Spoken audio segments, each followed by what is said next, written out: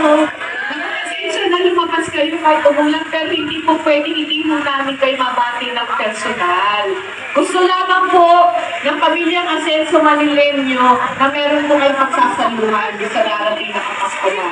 Kaya pagkabutan po ninyo ang aming pong munting nakayanan, malakas na ng malakas sa ulan, maligaya, Pasko, and a happy New Year!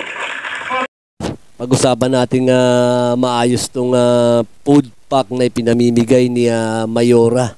At sinasabi rin ng mga iba na maagang pamasko ni Mayora. Maagang pamasko ng ating congressman. Kita nyo po? Tandaan nyo po, yung mga food pack na binibigay ng Manila City Hall, hindi po galing sa kanila yan. Galing po yan sa pamahalaang lungsod ng Maynila. Galing po yan sa mga tao. Hindi po galing yan dyan sa mga kandidato niyan. At medyo nakakasama rin po ng loob kasi nagagamit po. Nagagamit po lalo-lalo na hindi naman nakapwesto.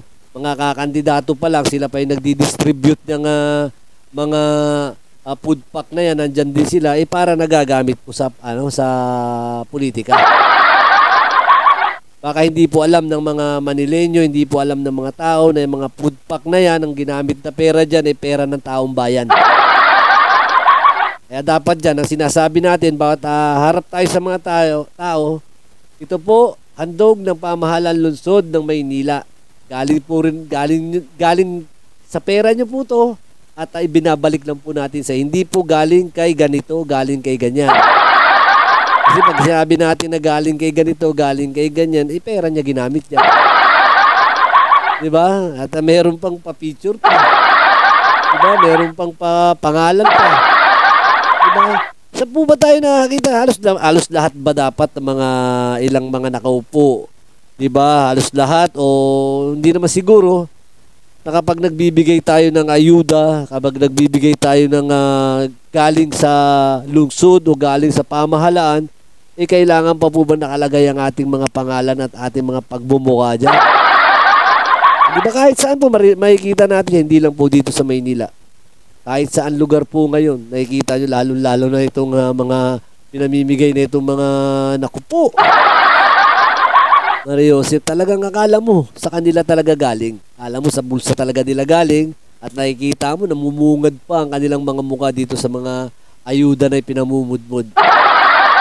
Diba? Kung saan ba naman kayo kumukuha ng kakakakaka. Diba? Kasi alam nyo kasi itong mga mamamaya, madali silang mabola pagdating sa ayuda. Diba? Binubusog tayo ng binubusog sa ayuda, pinapakaliwat kanan na ayuda. Ganyan. Pero tandaan nyo po, yung mga pinamimigay po sa atin na ayuda, sa atin din galing yan. Wala po silang ibinibigay dyan, wala po silang idinadagdag dyan na galing mismo sa kanila.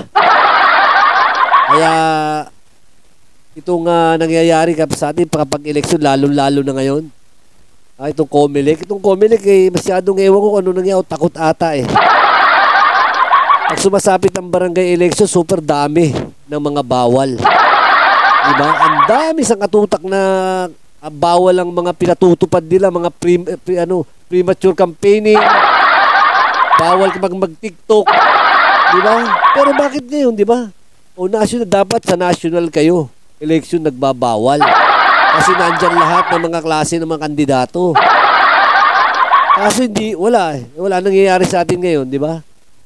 Ngayon pa lang, kampanya na, hindi na sana tayo nagbigay ng date kung kailan ang campaign. Kasi mula nung nag-file sila ng candidacy, nangangampanya na sila. Diba? Kaso walang magawa. Diba? Ang dami pa nuisance candidate. Diba? Dapat lahat yan pinatakbo natin. Wala na nuisance candidate, wala na mga ganyan-ganyan. Diba? Karapatan ng bawat Pilipino, mahirap ka man o mayaman, karapatan mo tumakbo. Karapatan mo kumandidato. Kahit kailangan pipiliin pa ng Comelec. Diba? Yan ang malabo. Yan dapat inaayos sa batas natin. Diba? Ito yung napapansin ko lang, karapatan namin to, kami mga botante, kami mga Pilipino, karapatan namin to. Ipaalam sa inyo Na ganyan na nararamdaman namin. Di ba? Nakikita natin ngayon. Di ba? Dito sa lungsod ng Maynila, pamigay ng City of Manila, inaako ng ilang mga kandidato. Di ba? Kaya itong mga Manileño, nauuto na naman. Di ba? Tandaan nyo po, pagka nagbigay ng ayuda, AYIX man yan, tupad man yan, akap man yan, lahat po yan, hindi galing sa mga kandidato. Hindi galing sa mga incumbent. Hindi galing sa kung kani-kanino. Galing po yan sa atin. Pera po ng taong bayan yan. Diba? Ginagawa lang po nila ang trabaho nila at nagtatrabaho lang po sila. Kaya yan nagkakaroon ng akap, AYIX. Kaso nga lang, nagtataka tayo kung bakit yung mga ayuda na yan dumarating at sumasapit lang kapag panahon ng halalan. Diba? Ayan na nakakapagtaka. Hindi pa pwede ipagbawal yan. Diba? Kasi kapag ganyan ang gagawin natin dyan, kawawa naman po yung mga karapat-dapat na manalo na wala naman silang maibibigay. Siyempre, pag ikaw kahit nakarapat-dapat kang manalo, tapos wala ka namang maibuga, matatalo ka rin. Samantalang yung mga iba na wala namang alam, basta tumakbo lang at meron man silang ibibigay, panalo na. Diba? Ganyan po ang lagay ng politika dito sa atin. Lalo na, sinasabi ko, mga taga Maynila, mga Manileño, at tingnan natin kung sino ating mga iboboto. Meron mga donate dyan. Yun tawagin natin donation na lang. Kasi kapag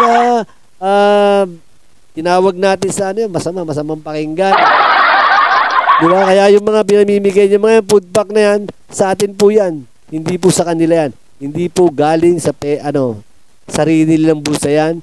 Galing po yan sa pera ng taong bayan. Magandang gabi po at God bless.